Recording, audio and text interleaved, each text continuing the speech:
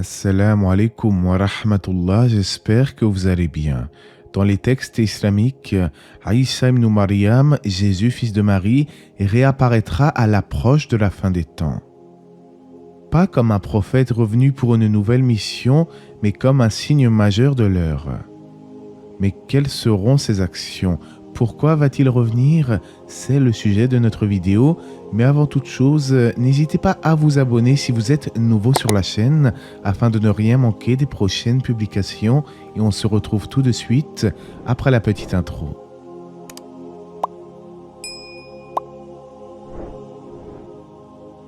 Avant toute chose, rappelons qui est Jésus en islam, c'est-à-dire Isa. Il s'agit d'un prophète majeur envoyé aux enfants d'Israël à son époque et qui a été persécuté pour son message. Il est né miraculeusement sans père et a reçu l'évangile comme révélation. Il accomplissait également des prodiges liés à la médecine par la permission d'Allah. Finalement, son Créateur l'a élevé vers lui afin de le préserver de la crucifixion. Et comme toute âme doit goûter à la mort, il redescendra à la fin des temps afin d'achever sa vie terrestre. La preuve qu'il n'a pas été tué se trouve dans le verset « Or, ils ne l'ont ni tué ni crucifié, mais ce n'était qu'un faux semblant. » Mais une question se pose alors, que va-t-il faire lorsqu'il reviendra sur la terre ? En réalité, Jésus, fils de Marie, ne reviendra pas avec une nouvelle législation, car le Coran est l'ultime révélation et Mohammed le dernier prophète. Isa, Jésus, reviendra plutôt afin de rétablir la justice sur la terre en des temps troublés. Il confirmera que l'islam est bel et bien la vérité en opposition à ceux qui se sont fourvoyés en le divinisant en dehors du seul vrai Dieu, Allah, l'unique créateur.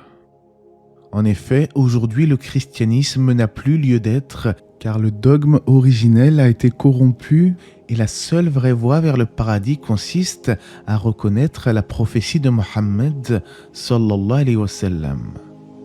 Allah nous dit dans son noble livre « Et quiconque désire une religion autre que l'islam ne sera point agréé, il sera dans l'au-delà parmi les perdants. » Certains pourraient rétorquer « C'est un peu dur tout de même, il n'y a que l'islam selon vous qui serait la vérité ?» En réalité, il s'agit du discours du Coran. Allah appelle les gens du livre à revenir à cette vérité ancestrale, le monothéisme pur, et les invite à choisir le droit chemin. Il y a souvent des chrétiens sur la chaîne qui me disent apprécier mes vidéos et bien entendu, vous êtes tous le bienvenu ici. Simplement, j'expose clairement ce que disent les textes islamiques et surtout au sujet de Jésus afin que nous soyons tous informés de la vérité. Quoi qu'il en soit, il est rapporté dans les récits islamiques que Jésus brisera la croix et tuera le porc, ce qui laisse entendre qu'il clarifiera la vérité sur le monothéisme pur et la pureté des lois concernant l'alimentation.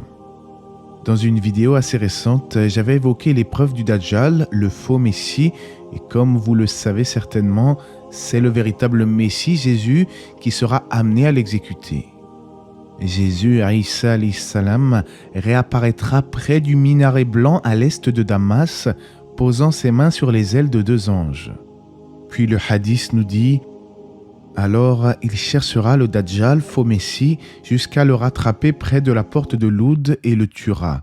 Puis des gens qu'Allah avait préservés de lui, du Dajjal, se rendront près de Isa ibn Maryam, il essuiera leur visage et leur parlera de leur rang au paradis. » Peu après, Allah libérera Gog et Magog, Yadjouj ou Amadjouj, deux peuples tyranniques et destructeurs qui ravageront la terre.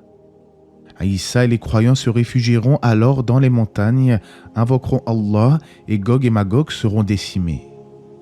Certains pourraient alors se poser la question, est-ce que les gens du livre porteront foi en Jésus une fois la vérité clarifiée ?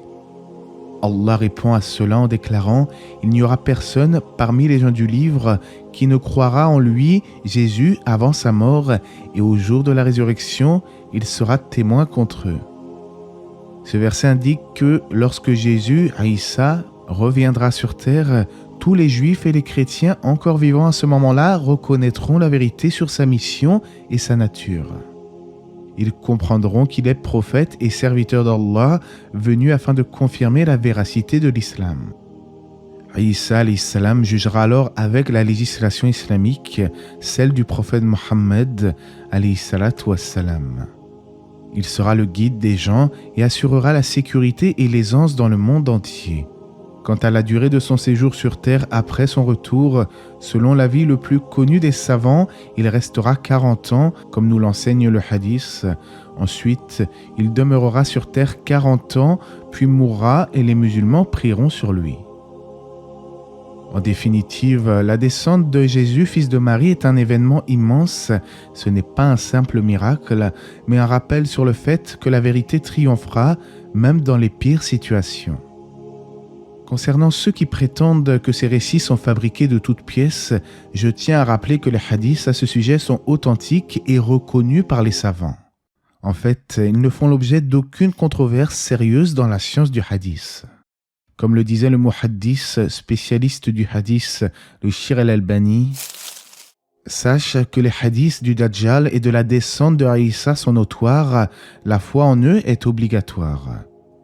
Ne sois guère leurré par ceux qui prétendent qu'il s'agit de hadiths à voix unique, ahad, car ils sont ignorants de cette science, pas un d'entre eux n'a étudié avec soin les voix du hadith. Le véritable croyant se doit d'accepter les informations provenant du Coran et de la Sunna authentique sans éprouver la moindre gêne. En effet, il n'y a pas de doute à avoir sur les prodiges d'Allah, car nous savons que le Créateur de l'univers est capable de toutes choses au sein de sa création. C'est justement le propre d'un miracle, dépasser notre compréhension immédiate. Et Allah sait mieux, j'espère que cette vidéo vous aura appris quelque chose et été profitable. N'hésitez pas à liker, commenter et partager cette vidéo autour de vous et que la paix et les bénédictions d'Allah soient sur le prophète, sa famille et ses compagnons.